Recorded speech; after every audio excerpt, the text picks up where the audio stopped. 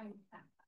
Bueno, yo soy Antonella Martelli, eh, trabajo en el CONICET, en la sucursal que está en la localidad de Puerto Madryn, en Chubut, y también trabajo en la Universidad Nacional de la Patagonia, también en Puerto Madryn, pero no soy oriunda de ahí, soy de Bahía Blanca, de la provincia de Buenos Aires, así que varios les veo cara conocida porque estoy en otro lugar, pero trabajo bastante más al sur, a unos aproximadamente 1500 kilómetros para abajo de acá.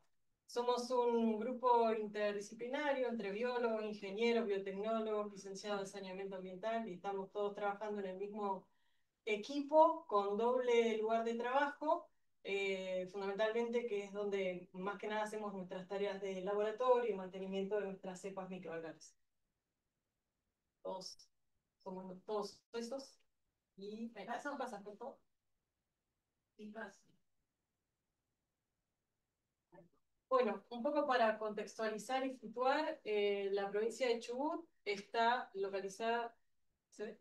Ahí estamos, en la provincia de Chubut, estamos en un lugar que es considerado semidesierto, por lo cual es relevante el cuidado y el uso del agua. Tenemos un único río fuerte, importante, que es el río Chubut. Después hay otros afluentes de río, no todo, el único que converge en el mar es el Chubut y abastece a toda la provincia. Y además de eso, de que tenemos poca agua natural, tenemos unas condiciones climáticas que hacen que el agua tenga que ser cuidada especialmente. Por un lado, tenemos muy baja precipitación, ronda entre 150 y 240 milímetros año, eso es muy bajo, y además tenemos una alta evapotranspiración y fuertes vientos que caracterizan a la Patagonia, por lo tanto, el recurso agua es un gran valor. Una, por favor. Bueno, Bueno, siguiendo en línea un poco con la problemática ambiental que aborda el uso y el vertido de ese uso de aguas, la Patagonia y fundamentalmente la provincia del Chubut tiene cuatro fuertes industrias pujantes, la que quizás más ingreso aporta y regalías a la jurisdicción provincial viene de los hidrocarburos. Después la pesca en toda la costa, bastante fuerte, fundamentalmente en la zona en donde nosotros estamos, pesca de costa y pesca de altura.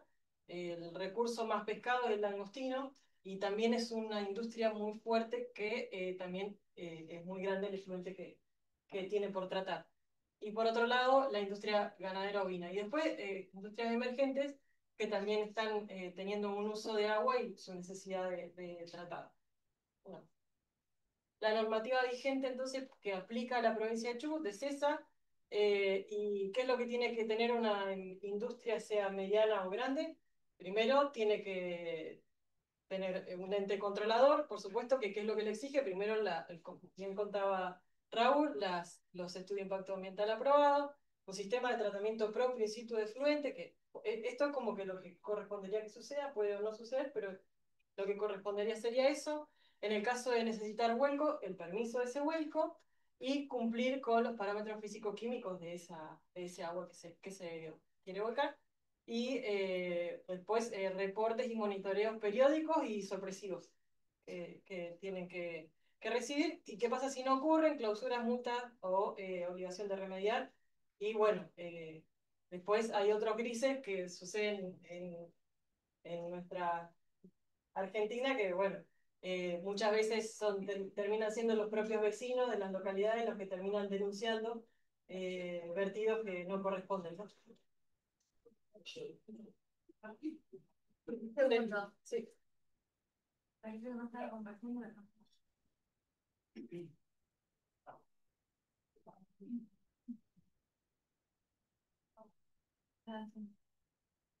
No se ve nada, pero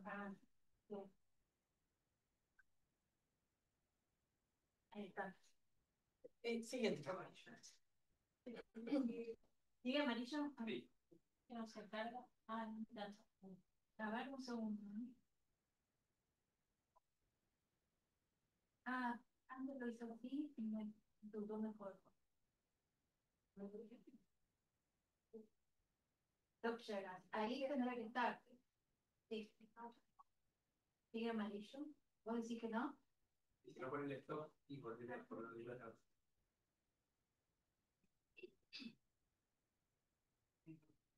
A ver. Ah, espera. Claro.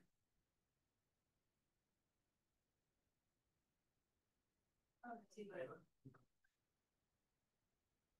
Que no se me va a ahí está. Ahí está, ahí está.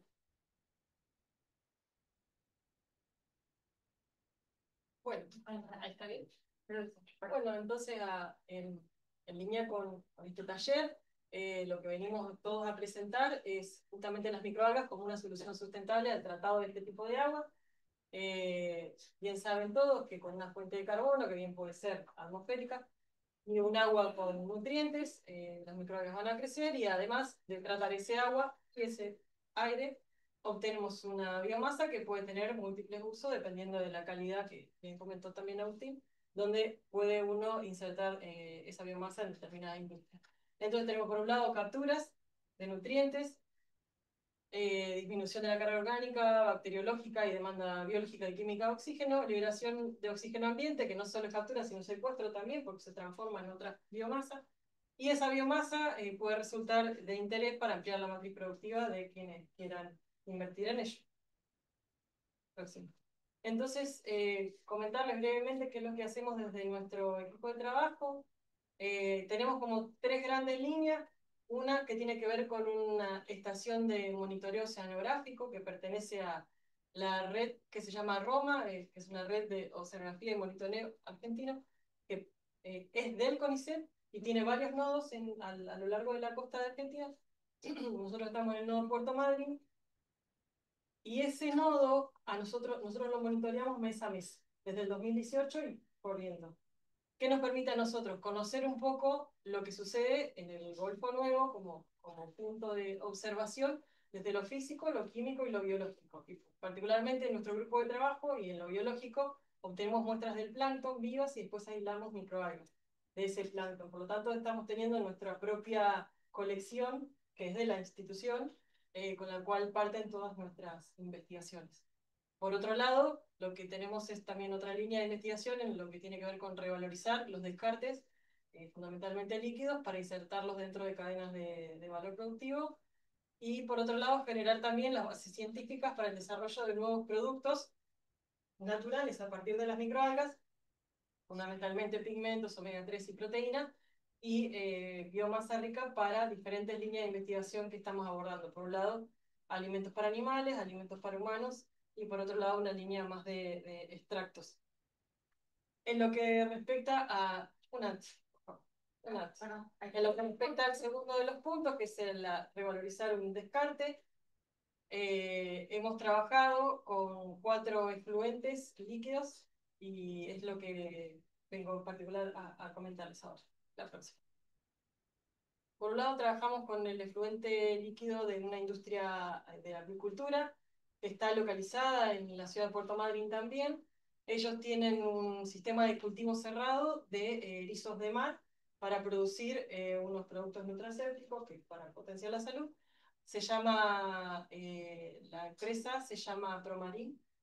Y bueno, ese ciclo productivo del erizo de mar en acuicultura lo que hace es generar un volumen de agua que ellos necesitan, por el momento no lo trataban, ellos lo disponían en su propio pozo, porque eso no puede entrar a sistema.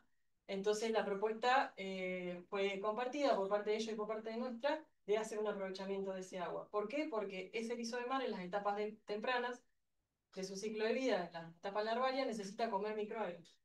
Entonces la propuesta fue, estas microalgas, ¿por qué no crecen en el efluente, en el líquido que nosotros tenemos que tirar? Y se cierra ahí un ciclo productivo in situ, ¿no? Entonces se apoya un poco a lo que tiene que ver con economías circulares y por supuesto ellos también levantan sus estándares de sustentabilidad, un acceso a mejores mercados y demás.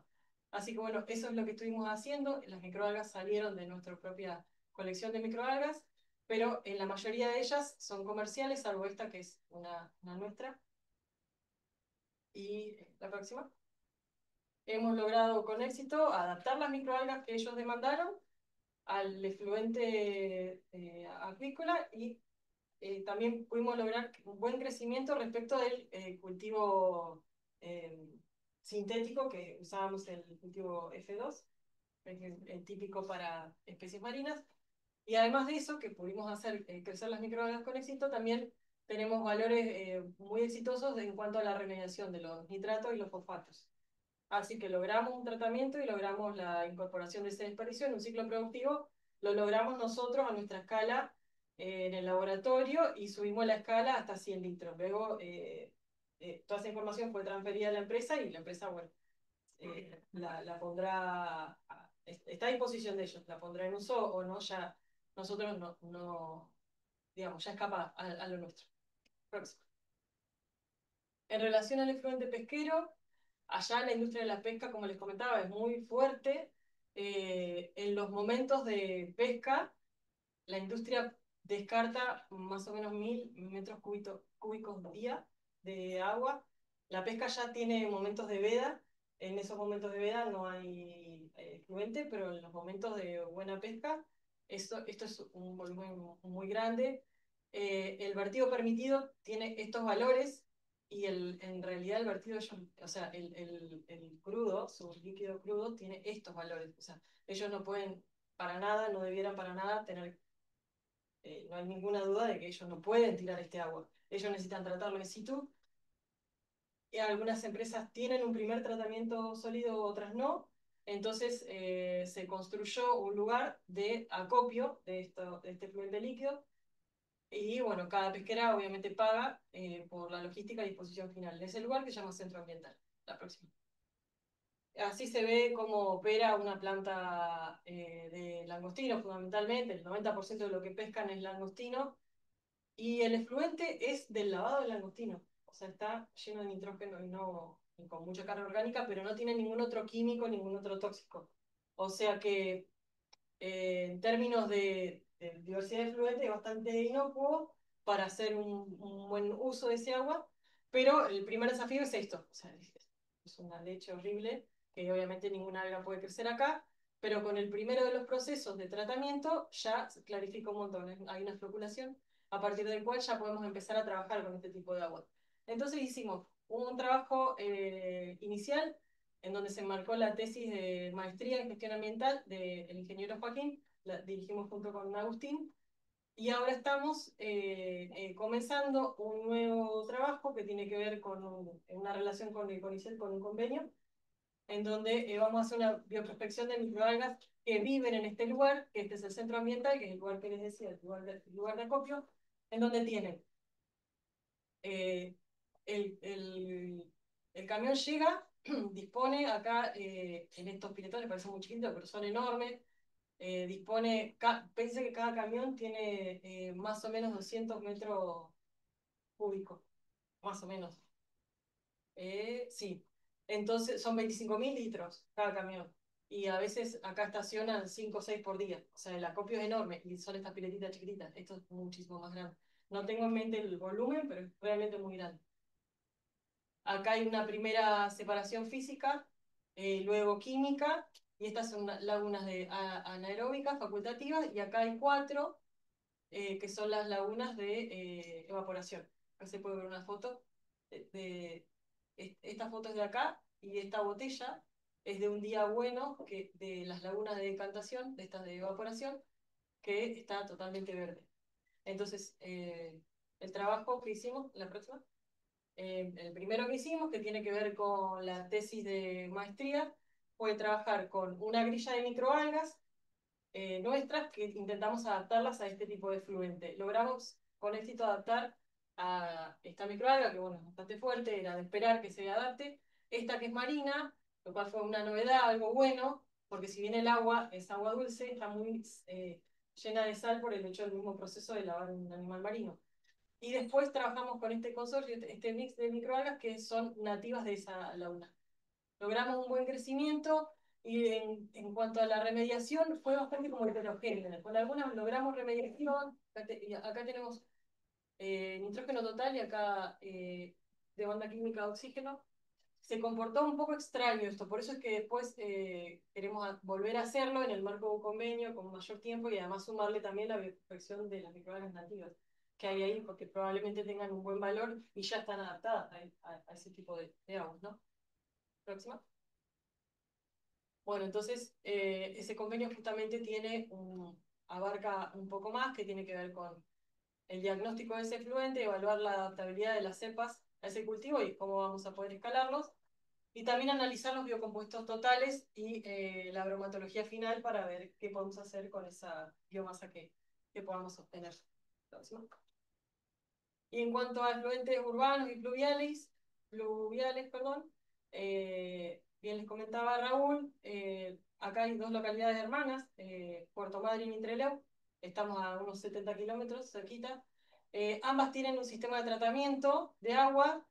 La gran diferencia está, bueno, primero hay un poco de diferencia en los volúmenes porque también las localidades son de diferente demografía, pero lo bueno que tiene Puerto Madryn respecto de Trelew es que tiene su recolecta, su tratado de agua con sus lagunas y tienen un uso de esas aguas actualmente para riego, para los lotes productivos, para forestar, para incendio, con un vertido cero al mar garantizado. Así que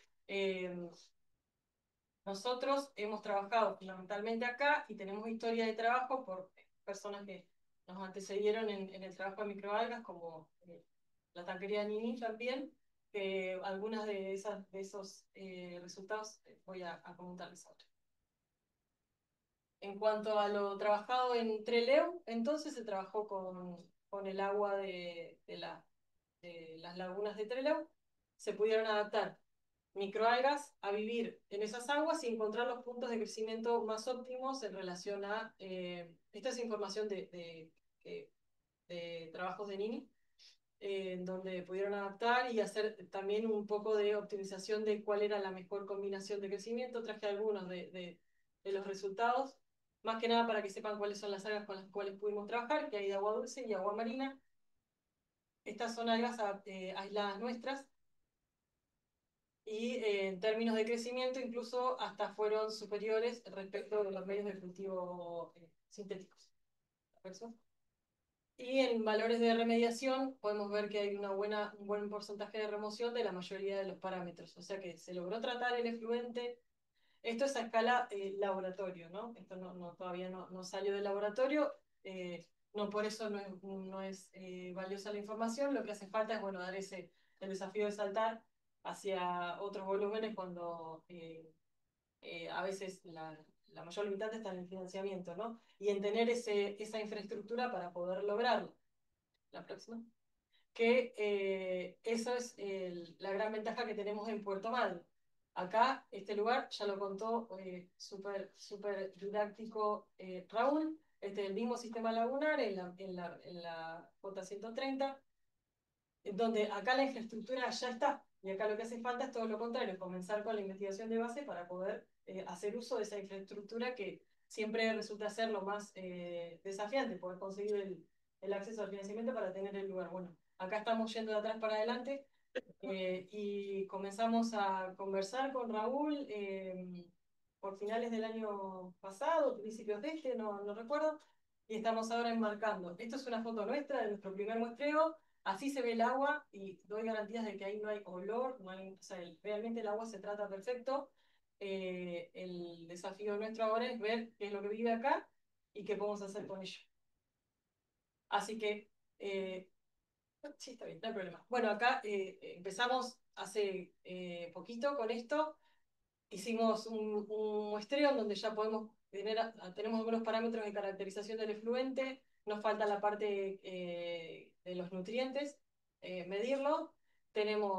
Vamos a empezar a hacer una evaluación de la florística estacional de todo ese sistema para conocer bien qué es lo que hay, y también traemos muestras frescas y estamos en proceso de aislamiento ahora.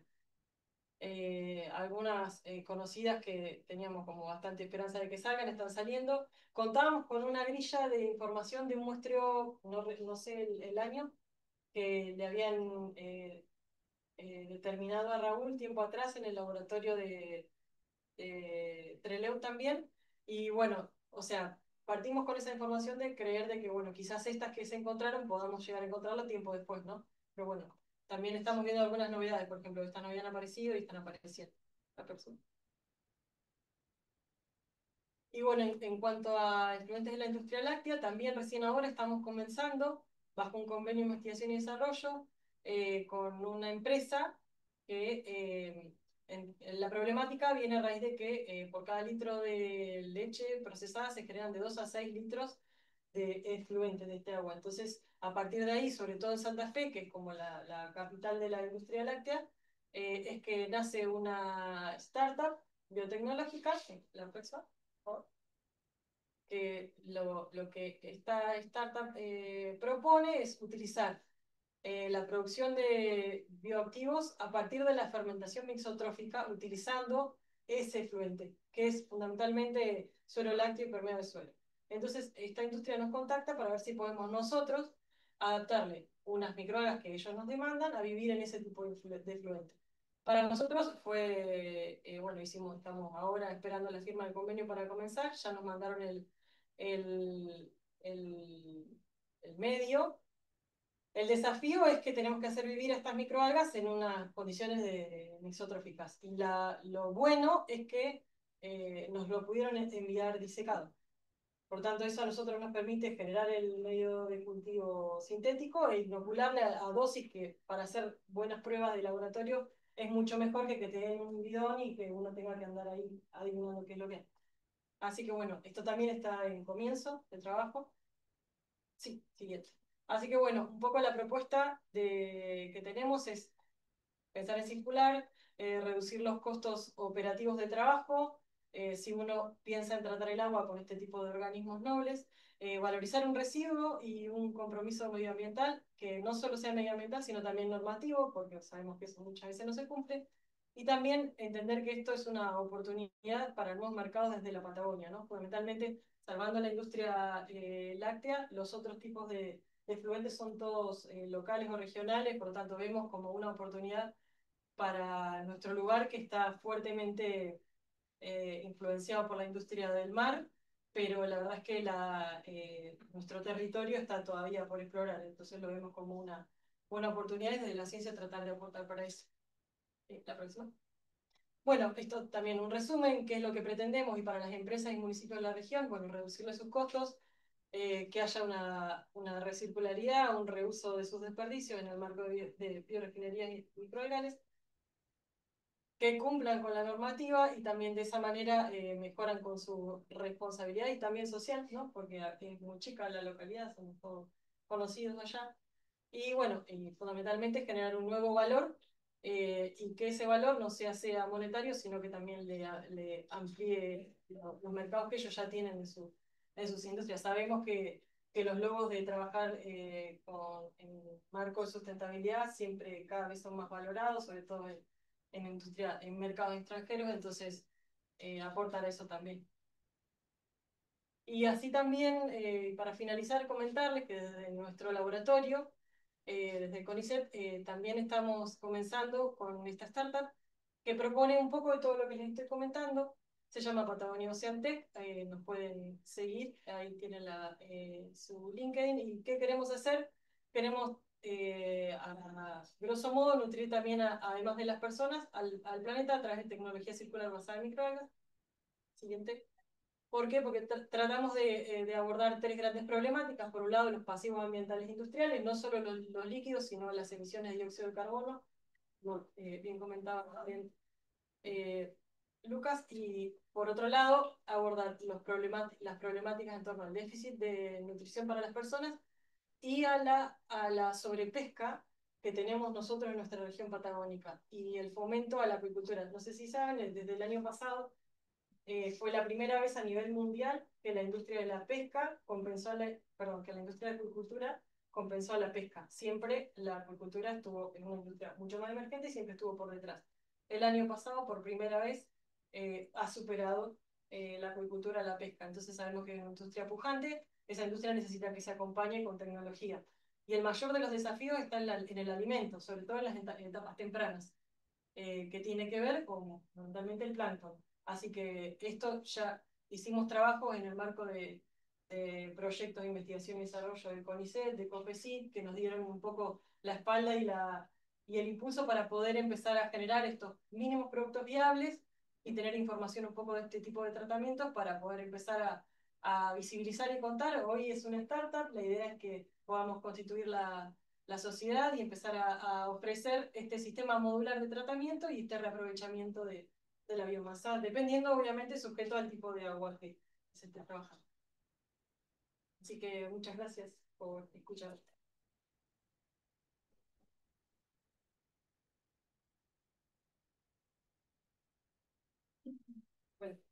Bueno, ¿hay alguna duda?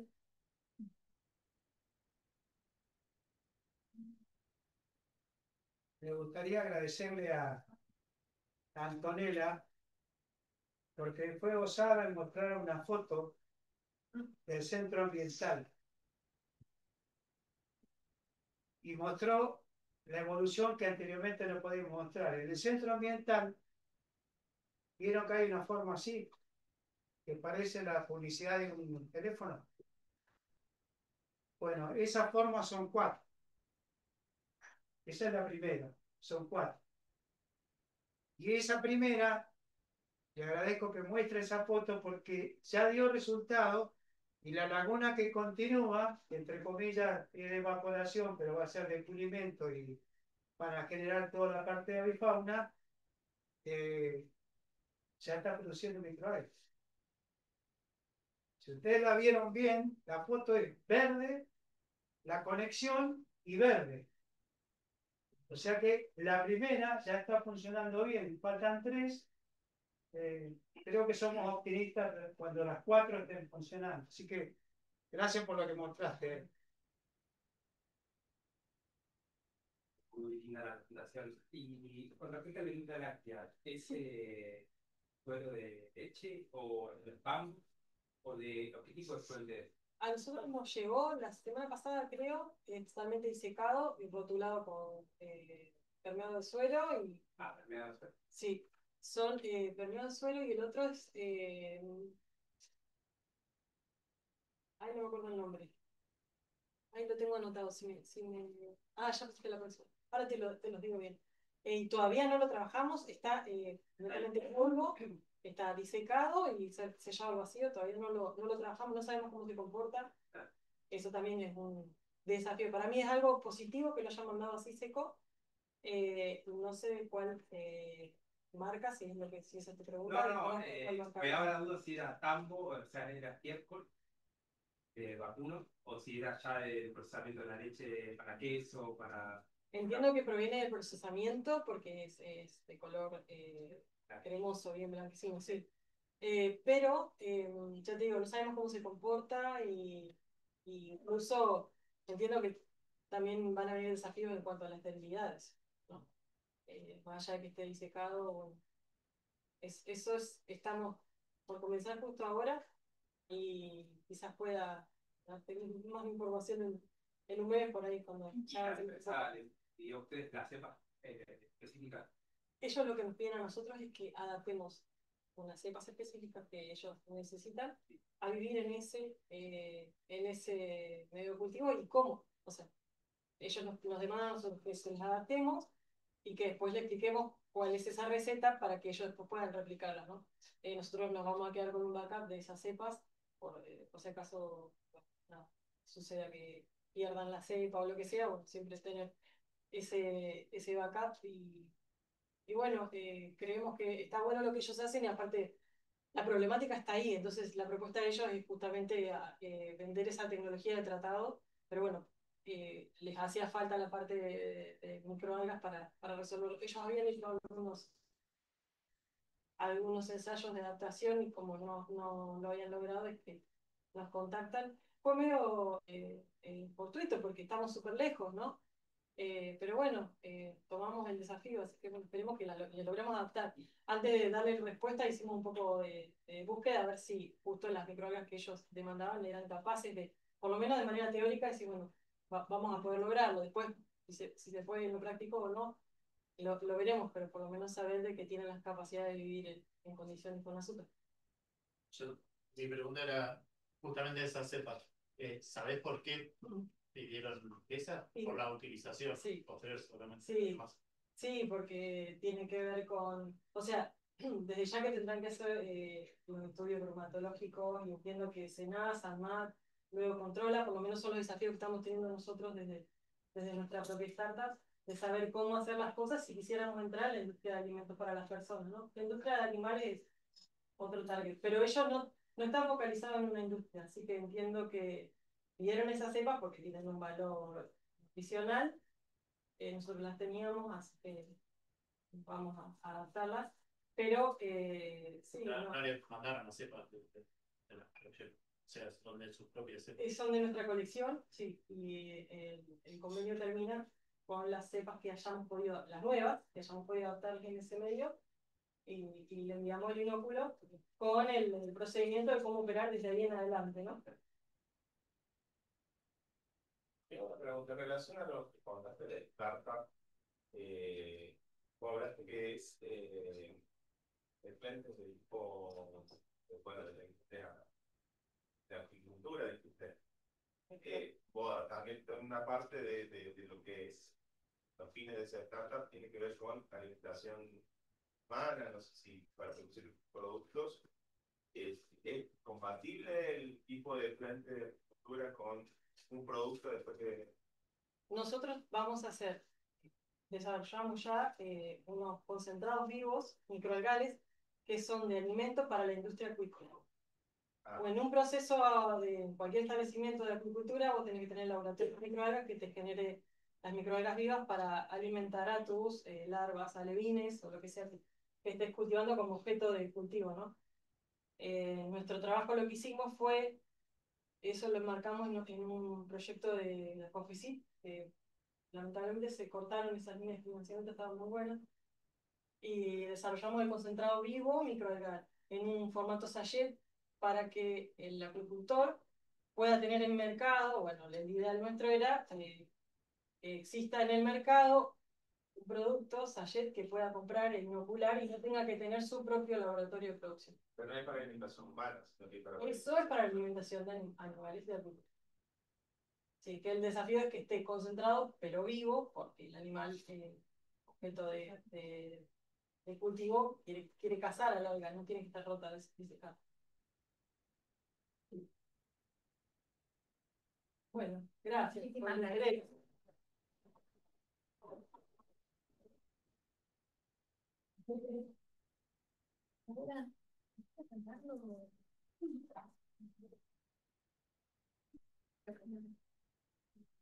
Bueno, muchas gracias por la invitación, Patricia y Laura. Lo que les quería mostrar brevemente es un ejemplo a mucha menor escala. La verdad que la presentación anterior fue interesantísima. La verdad que aspiramos poder llegar a eso en algún momento, algo parecido. Este es un ejemplo mucho más pequeño, más humilde, de una combinación de tecnologías también con el objetivo de tratar aguas residuales, en este caso de un efluente producido por un restaurante. Si son efluentes que no están muy estudiados en general, son similares a las aguas negras, ¿sí? A veces tienen mayor carga orgánica, a veces tienen mayor contenido, por ejemplo, de grasas y aceites, detergentes también, ¿sí? Así que bueno, lo que quisiera comentarles es, bueno, este pequeño ejemplo. Yo les cuento que trabajo en el laboratorio de biogeoquímica del Museo Argentino de Ciencias Naturales y también soy docente en la Facultad de Ingeniería de la Universidad Nacional de Lomas de Zamora. Bien, la problemática con la que nos encontramos fue esta es una problemática más general, ¿no? La intensificación del uso del suelo en el bajo delta e islas del río Paraná, sí, es un ambiente que está muy cerca de la ciudad de Buenos Aires.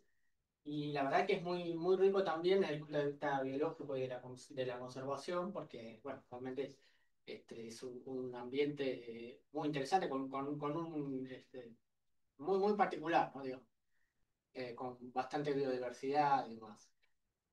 Y el problema es que, bueno, esa intensificación del uso del suelo trae aparejado también la contaminación hídrica debido justamente al vuelco de efluentes muchas veces sin ningún tratamiento. Si eso es lo que ocurre lamentablemente en la mayoría de los casos, ¿sí? No tienen ningún tratamiento los efluentes, sino que se vuelcan a los cuerpos de agua es como se generan, ¿sí? Entonces, bueno, para dar respuesta a esa problemática, hay una demanda específica por parte de un restaurante que está ubicado en el bajo delta del Río Paraná, ¿sí? Puntualmente en el municipio de Tigre, de la provincia de Buenos Aires. Y bueno, la demanda específica fue justamente desarrollar un sistema para el tratamiento de esos efluentes líquidos, tratando de combinar dos tecnologías, ¿sí? Que ahora les voy a contar cuáles son.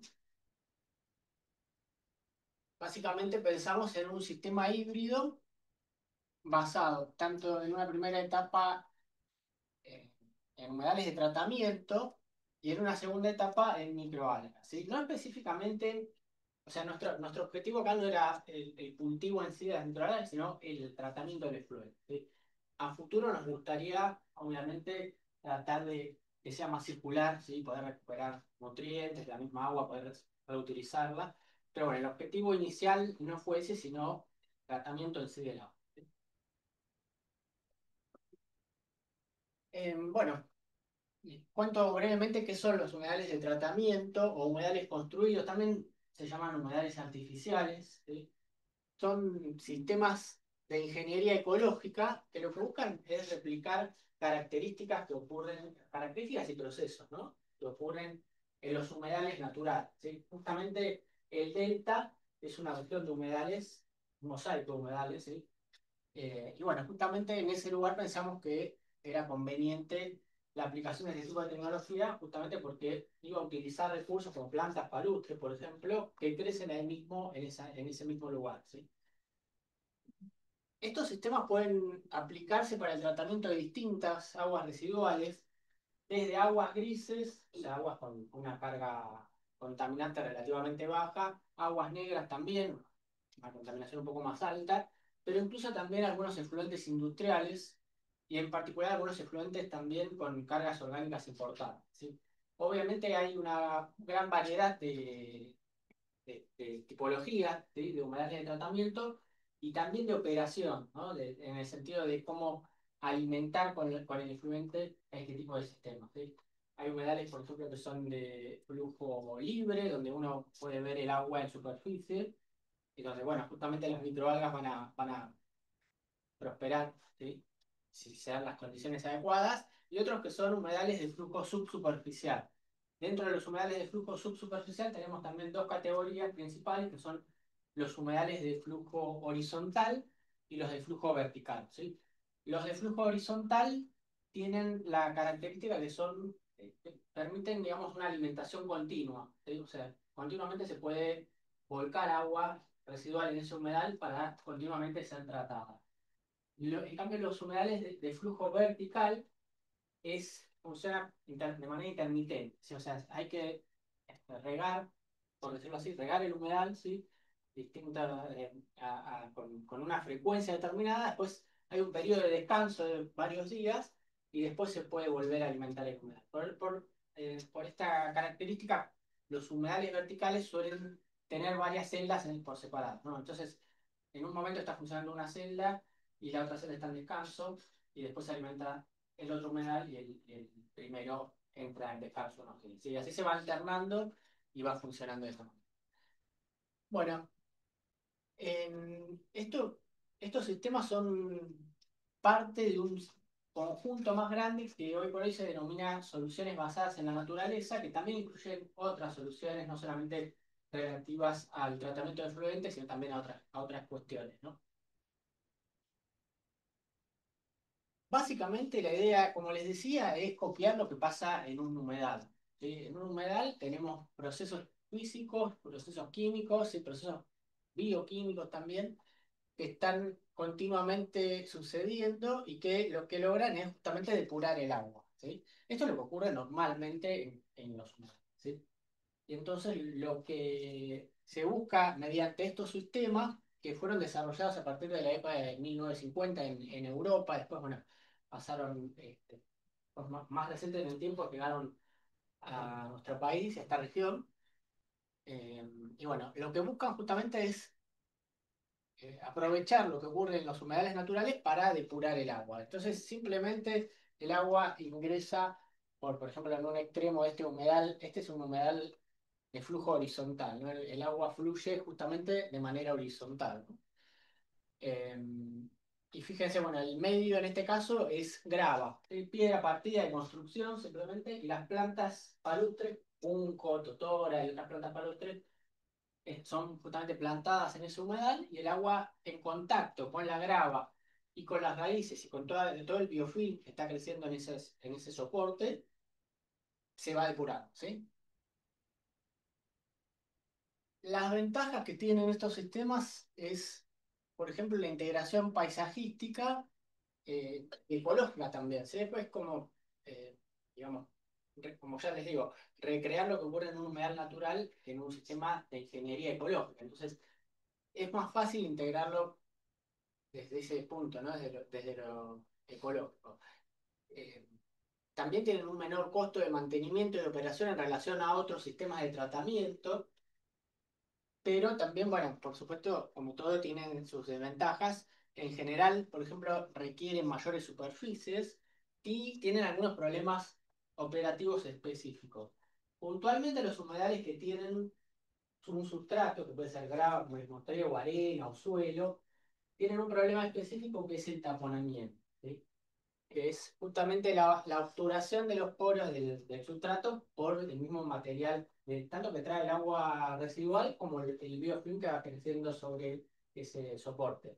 Entonces eso con el tiempo puede disminuir la conductividad hidráulica dentro del humedal y bueno, podría haber algún problema con eso, ¿sí? Si no se selecciona bien el tamaño del sustrato, digamos, ¿sí?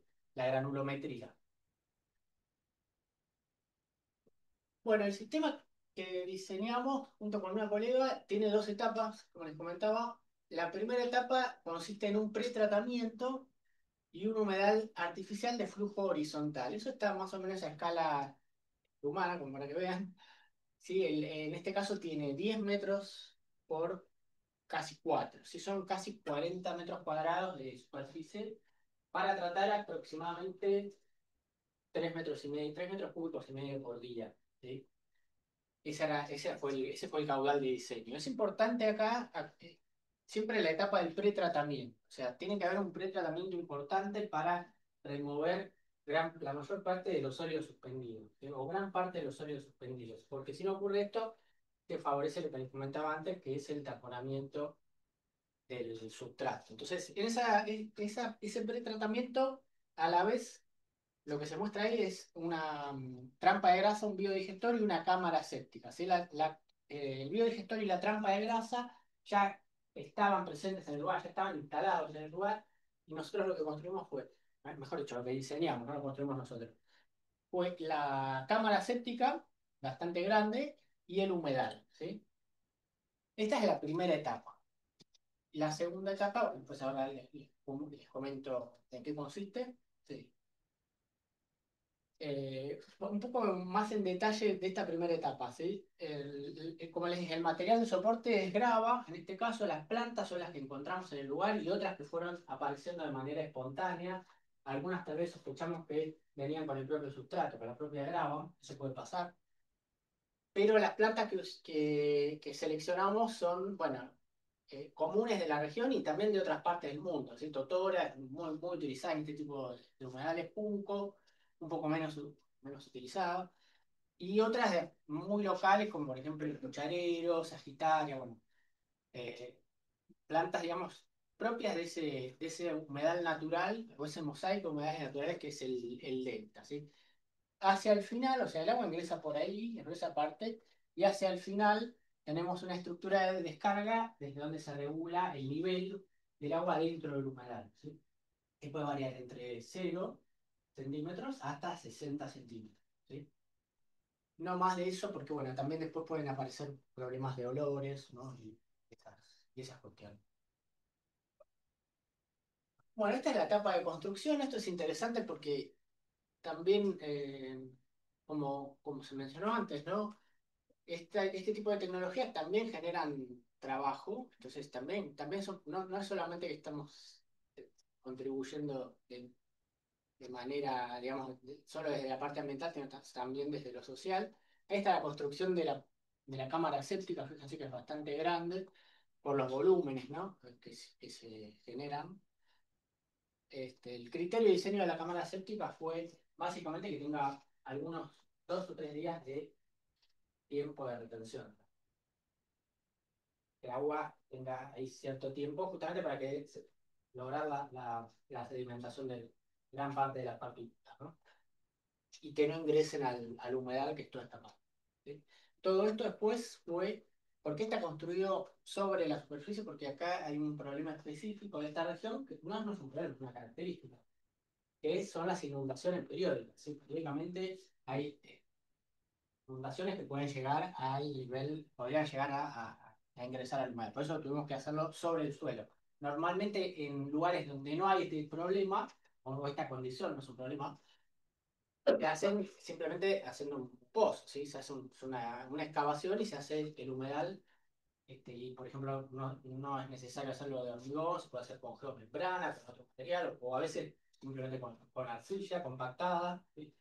Pero bueno, en este caso no era viable, esa parte no la pudimos resolver de otra manera por el tema justamente de las inundaciones. Teníamos que evitar que el agua ingrese al sistema cuando eventualmente, por ahí quizás 1 o 2 veces por año, podría llegar a subir hasta ese nivel, digamos.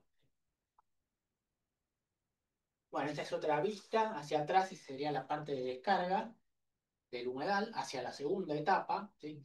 Esto llevó también un trabajo de nivelación, un poco con arena, ¿sí?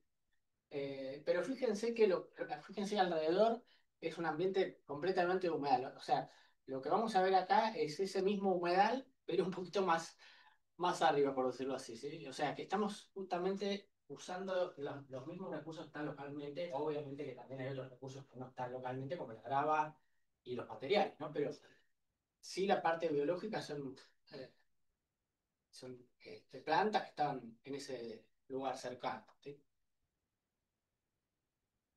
Bueno, estas estructuras son la cámara séptica y la trampa de grasa, y son cosas que ya estaban construidas, y son unidades de tratamiento que ya estaban en el lugar, y que bueno, las aprovechamos, pero también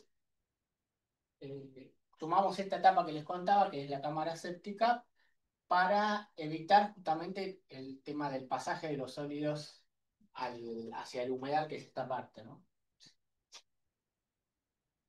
Estas son las plantas, usamos las especies de cucharero, Eringium, bueno, que es una planta bastante común también en la región, Sagittaria montevidensis, Junco, Totora, ¿sí? Y otras, como les comentaba, que surgieron espontáneamente tanto porque estaban en el pool de semillas en el lugar o con el propio sustrato también. Todas de origen local, bueno, las que estaban también cerca. Esto es un tiempo después. eh, las totoras, por ejemplo, llegaron a más de 2,5 metros de alto desde la superficie del humedal. Así que teníamos digamos, una duda de si el agua residual iba a tener una carga orgánica tan alta que pudiese afectar el crecimiento. Eso no pasó, al contrario, favoreció mucho el crecimiento de las plantas, así que no fue un problema, al contrario, ¿sí? De hecho, quizás habría que periódicamente ralear un poco la vegetación porque también puede ser un problema de exceso de vegetación, ¿sí? Que bueno, esto es más o menos de 9, 10 meses después de la plantación, ¿sí? La segunda etapa sí tiene más que ver con un humedal de flujo libre, donde espontáneamente crecieron microalgas y también, bueno, otros organismos, por supuesto. Esto en realidad fue un poco una solución de compromiso entre lo que habíamos planteado nosotros y el lugar que tenían ellos disponible para construirlo. O sea, nosotros habíamos ya planteado otro formato, pero bueno, a veces la realidad se impone, a veces no, casi siempre la realidad se impone, y bueno, se pudo hacer de otra manera.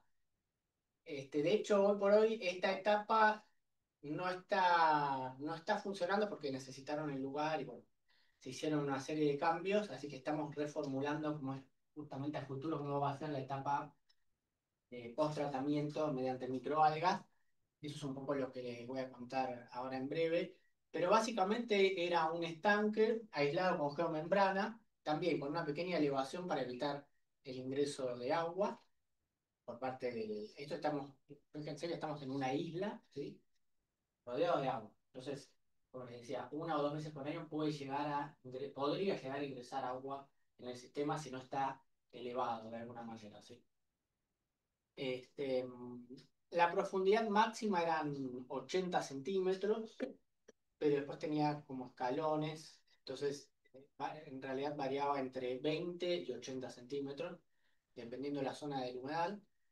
Y bueno, esto justamente recibía lo que sale del humedal de flujo horizontal, ¿sí? De esta etapa podemos sacar algunas pequeñas conclusiones o algunas cosas que podemos hacer con esta etapa. Es, por un lado, el aislamiento de una cepa de Chlorella vulgaris y otra especie no identificada aún, que bueno, costó bastante. Veo varias gente especialista en el tema y todavía no sabemos muy bien qué es. Esas cepas están mantenidas en un cultivo y actualmente se está estudiando la cinética de crecimiento en ese medio de cultivo. También a futuro vamos a trabajar con el efluente que sale justamente de la primera etapa, ¿sí? Nuestro objetivo principal, dadas las características del efluente, es remover el nitrógeno amoniacal remanente, ¿sí? Y también los fosfatos. Igual, de todas formas, son valores que no son tan altos, pero todavía estamos, para el cuerpo de agua receptor, mejor dicho, esto después termina por absorción en suelo, ¿sí? Pero si nosotros quisiéramos reutilizar el agua o volcarla directamente en el río, estaríamos un poco por encima de los valores. Entonces, para eso tendríamos que enfocarnos en esta cuestión, ¿no? Remover el hidrógeno amoniacal y los fosfatos.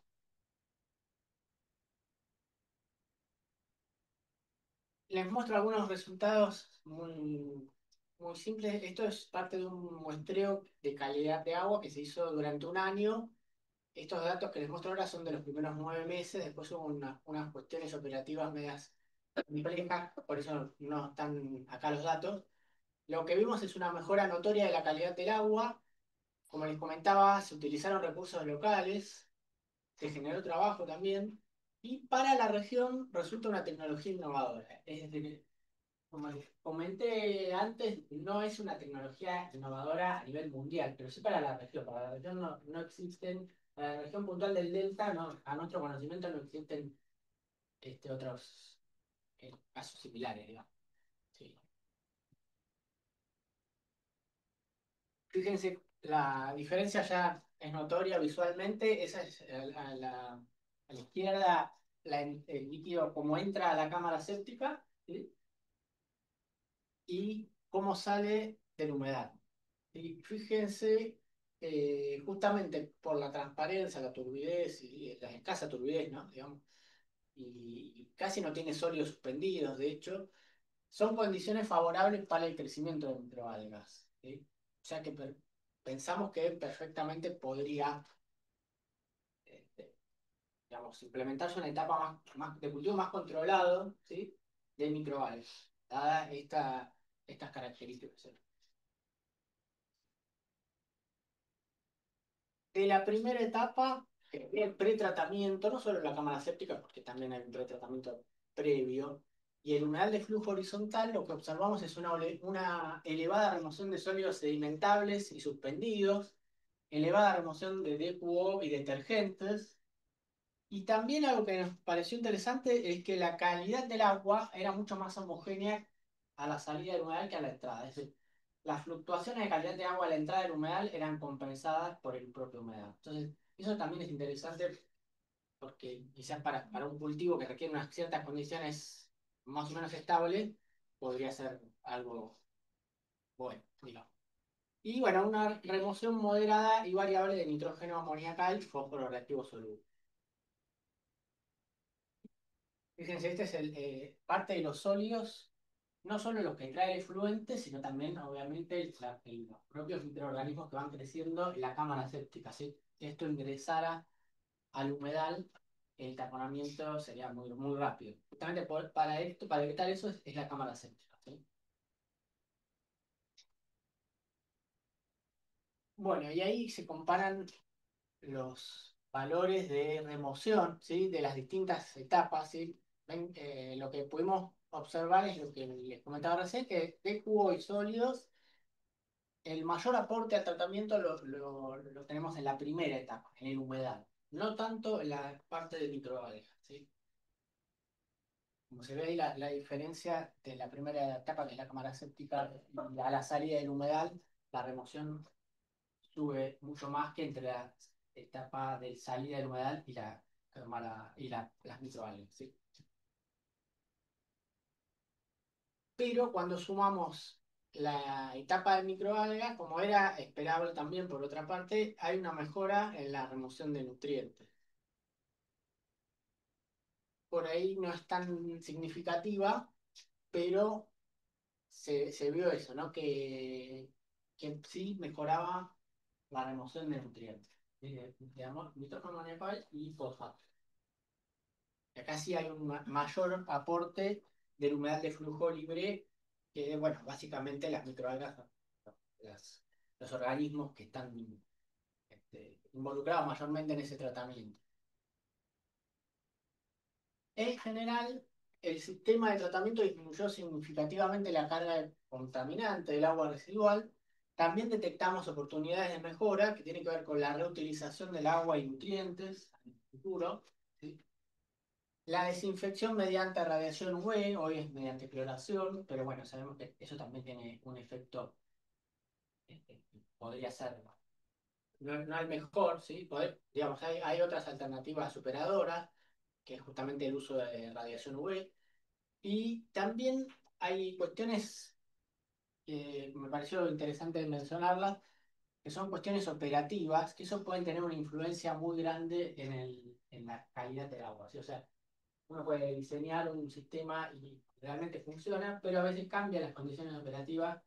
Como es algo tan simple, por ejemplo, que se rompa una instalación sanitaria en un barrio, ¿sí? Entonces hay mucha más agua ingresando al sistema. Y eso diluye las cargas de ingreso. Bueno, es algo, pero que puede pasar continuamente. Entonces, o que alguien, por ejemplo, no sé, por algún motivo se regula la descarga del humedal y queda abajo el caño, y entonces todo el agua que entra pasa prácticamente sin cambio, porque a la salida del humedal el agua, digamos, no está estancada el tiempo necesario en esa humedad. ¿Sí? Entonces, cosas tan simples como esa pueden afectar significativamente el tratamiento. Así que bueno, ese es lo que les quería comentar hoy. Una consulta.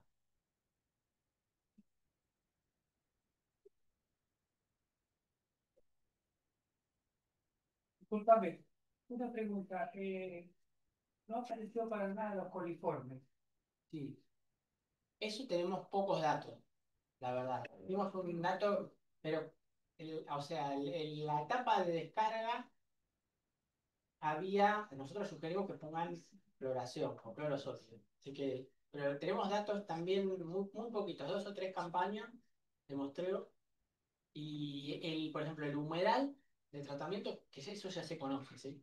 No es tan eficiente removiendo los coliformes. Por eso siempre es necesario al final de todo una etapa de desinfección, ¿sí? Pero en sí el sistema, en sí el humedal de flujo horizontal al menos no suelen ser diseñados con ese objetivo, ¿sí? Bien, bueno, primero, felicitaciones por el trabajo y una cosa que me parece claro destacar, que, bueno, que la presentación de Antonella también lo mencionó, que provenga de un interés de la misma fuente de contaminación. Eso me parece sumamente destacable y que abre un montón de oportunidades de que en algún punto se está cambiando la mentalidad y favorece el desarrollo de todos estos sistemas. Después una pregunta más técnica. desde la implantación, o sea, desde el armado y la implantación, tiene un periodo de espera o ya comienza a funcionar inmediatamente. O sea, hay que esperar que se desarrollen un poco las plantas. Bueno, respecto al primer comentario, sí, totalmente. Es poca la gente, lamentablemente, que hoy por hoy tiene esa visión. También implica una inversión,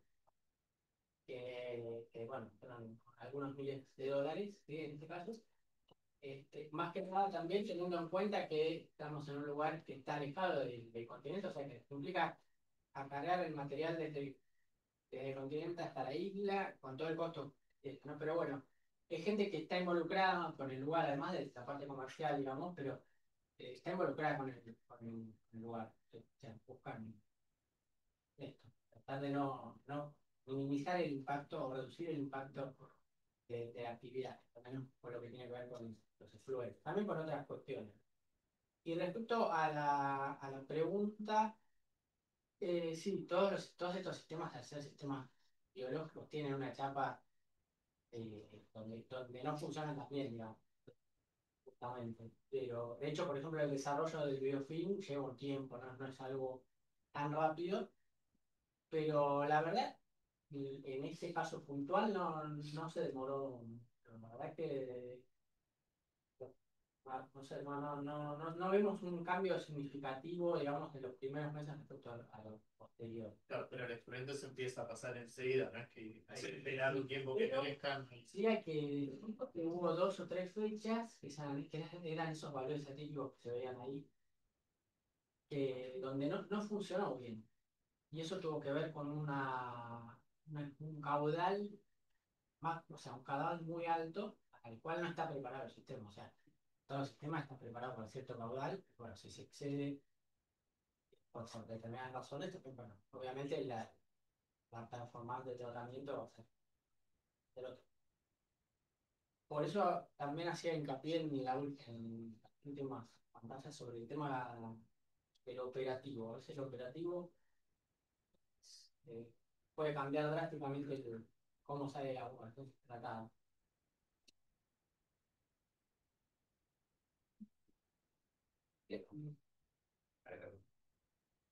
No, No escucho bien, si pueden hablar. sí, sí. Bueno, muy linda la presentación, coincide un poco con lo que dice Lucas de estas cuestiones de llevarlo a territorios a un fin.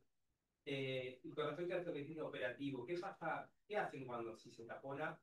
¿Qué estrategia hay para ese caso? ¿Qué hacen, perdón? Cuando se tapona, que sigue toda la parte del foro y que no funciona el flujo superficial. ¿Qué estrategia hay o qué alternativa hay en ese caso? Lo principal está en la etapa de diseño, o sea, la selección de material es fundamental. Ahora, así todo puede ocurrir. Puede ocurrir, incluso en algunos humedales que justamente habían estado bien diseñados, a los pocos años ya muestran estos problemas, ¿sí? ¿Qué hacer cuando ocurre eso? O bien, hoy por hoy hay pocas opciones. Básicamente es reemplazar parte del medio al menos. Parte no. Hay otros humedales que hace décadas que funcionan y no han tenido problemas, ¿sí? O sea que tiene que ver con cómo se desarrolla el biofilm, con el tipo de agua, obviamente, ¿no? Pero sí, cuando ocurre eso, es un problema. Es un problema que, bueno, se han ensayado soluciones, por ejemplo, con agua oxigenada para tratar de bajar el espesor del biofilm, ¿no? Y volver a favorecer la conductividad hidráulica, pero bueno, no dan tan buenos resultados. Así que hay pocas opciones. Y lo importante siempre es hacer poco en el pretratamiento. Eso es fundamental. Tratar de que no entre muchos sólidos al sistema. De todas formas, a veces, aunque no tenga agua, o sea, aunque el agua que ingresa al humedal no tenga tanta carga de sólidos, sí el propio biofilm que va creciendo también puede favorecer este proceso. Y dos preguntas más. ¿Y con la cámara séptica lleva mantenimiento ahí? ¿Lleva mantenimiento la cámara séptica? La cámara séptica se publica bueno, las cámaras sépticas también tienen cualquier cámara séptica cada cierto, bueno, normalmente cada varios años, hay que hacerle algún mantenimiento, algún vaciado, limpieza, o sea, los lodos se van acumulando ahí, partes se digieren, pero partes también van quedando acumuladas. Si no se hace eso, se podrían resuspender y pasar al sistema. Claro. Pero también estamos hablando de varios años. No es algo que se haga frecuentemente, ni siquiera anual, es algo que ocurre. Pues todavía no fue necesario, por ejemplo. Hace 2 años que estoy operando. Y la última pregunta, ¿cuándo elegirías uno de flujo horizontal y uno vertical? No, vertical de la dos. Sí. ¿Cuál es? Cambia. Sí, pues, ¿cuándo elegirías uno u otro? ¿Es en función del tipo de fluente o qué cambia? En realidad tiene que ver con varias cuestiones. Una de ellas es si el efluente se genera de manera continua y si la operación del sistema no requiere mucho trabajo. Si ese es el caso, por ahí unos flujos horizontales es mejor, porque no requiere por ahí estar pendiente de qué unidad se alimenta, ¿sí? De ir alternando. El sistema es más complejo con los verticales, digamos, digamos, para la alimentación del humedad, ¿sí?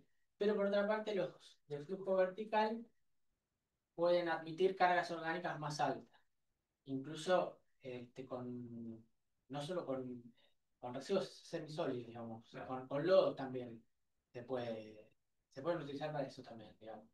No solo el flente líquido, sino también lodo. Claro. Pero bueno, en ese caso la operación también es un pulso donde se inunda el humedal y entonces los sólidos van quedando retenidos en la capa superficial y después quizás se deja semanas, ¿sí? Sin tocar eso. Claro. Y se pasa a alimentar otra celda. Y después se vuelve a la y así con los años se va generando una capa importante de sedimento que después también hay que sacar. Claro. Pero la verdad que es en sí la operación es muy simple, más, pero el tema del bombeo también tiene sus cuestiones, ¿no?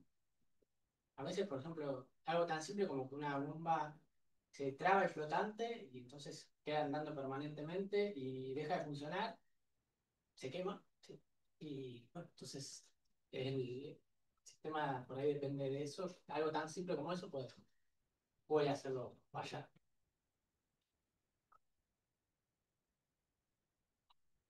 Bueno, muchísimas gracias.